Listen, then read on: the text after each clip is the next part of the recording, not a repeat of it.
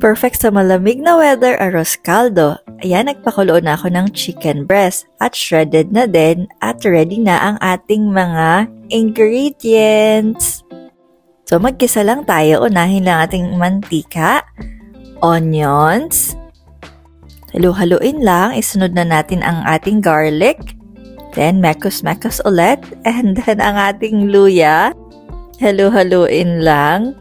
Next na ang ating shredded chicken.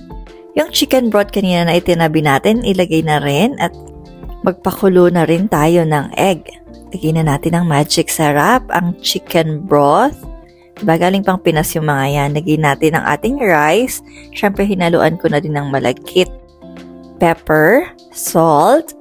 Nag-add na rin tayo ng hot water para sa sabaw. Hayaan lang lumambot, ilagay na natin ang spring onions. At hayaan lang lumambot at pakuluin natin. Ayan na, malambot na at lalagyan natin ng egg at pakuluan lang natin ulit. So, ayan, perfect talaga. Good na appetit!